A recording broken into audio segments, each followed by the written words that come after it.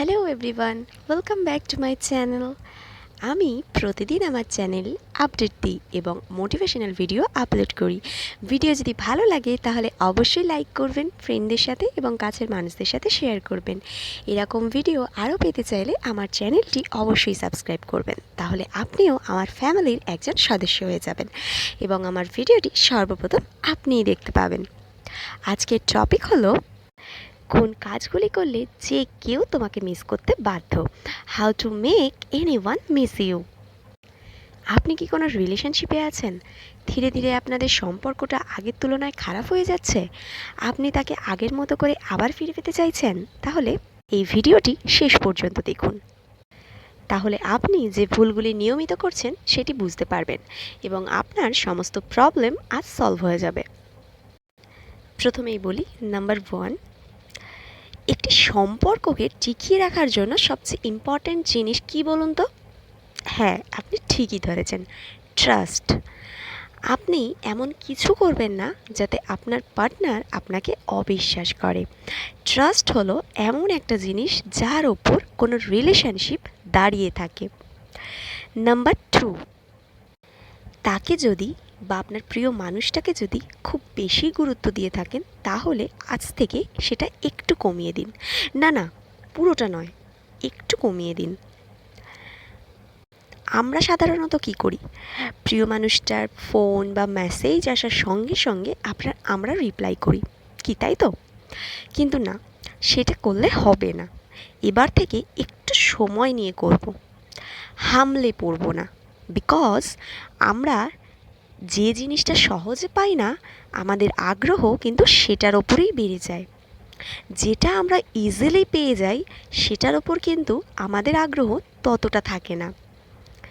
Call আসার সঙ্গে সঙ্গেই যদি আমরা রিসিভ করে ফেলি, অ্যাভেলেবেল হয়ে যাই, সঙ্গে সঙ্গেই মেসেজে রিপ্লাই করি, তাহলে সে কখনোই আমাদেরকে মিস করবে না।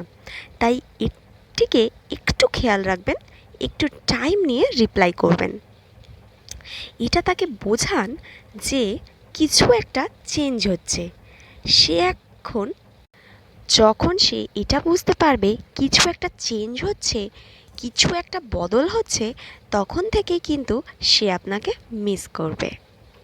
নাম্বার 3, কথায় কথায় I love you, I miss you এই কথাগুলি বলা বন্ধ করুন। যেই মুহূর্ত থেকে আপনি কথাগুলি বলা বন্ধ করে দেবেন, আপনার প্রিয় মানুষটি ভাববে যে কিছু তো একটা ভুল হচ্ছে। যে মানুষটা আমাকে রোজ I love you, I miss you বলতো, সে কেন আমাকে আই লাভ ইউ বলছে না, কেন মিস ইউ বলছে না? ঠিক যেই মুহূর্ত থেকে সে এটা রিয়েলাইজ করবে, ঠিক সেই মুহূর্ত থেকেই সে শুধু আপনার কথাই ভাববে।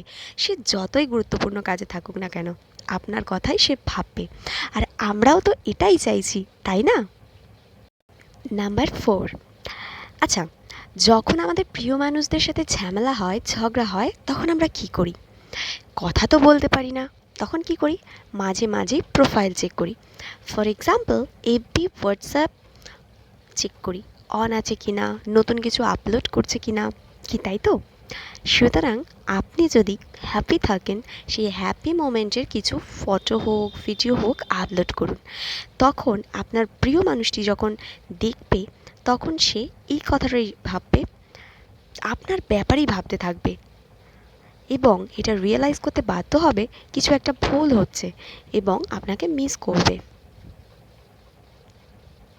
নাম্বার 5, তাকে মাঝে মধ্যেই ছোটোখাটো উপহার গিফট করবেন। বেশি দামি গিফট করতে বলছি না, কিছু কম দামি হলেও চলবে, বাট তাও করবেন। সে যদি আপনাকে সত্যি ভালোবাসে তাহলে দেখবেন সেই কম দামি গিফটটা পেয়েও খুব হ্যাপি আছে। মাঝে মধ্যে কোথাও ঘুরতে নিয়ে যান, কিছুটা সময় একসাথে কাটান, তাহলে দেখবেন সে আপনাকে আগের থেকেও অনেক বেশি টাইম দিচ্ছে এবং মিস করবে। আর যখনই আপনার দেওয়া গিফটটা সে দেখবে, তখনই তার আপনার কথাই মনে পড়বে এবং আপনাকে মিস করতে বাধ্য হবে। নাম্বার 6, সম্পর্কে অলওয়েজ একটা ছাপ ফেলে রাখার চেষ্টা করুন। সেটা যে কোনো কিছুর হতে পারে। ফর এক্সাম্পল ধরুন, সেটা আবৃত্তি হোক বা কোনো গান যেটা সে খুব পছন্দ করে, তাই আপনি মাঝে মধ্যেই সেই গানটা তাকে গেয়ে শোনান, এবং পরবর্তীকালে সে যখনই সেই গানটা রাস্তায় হোক বা কোথাও হোক শুনবে, অটোমেটিক্যালি তখনই তার আপনার কথাই মনে পড়বে। সো বন্ধুরা, আজ এই পর্যন্তই। ভালো থাকবেন, আবার দেখা হবে নেক্সট ভিডিওতে। Thanks for watching.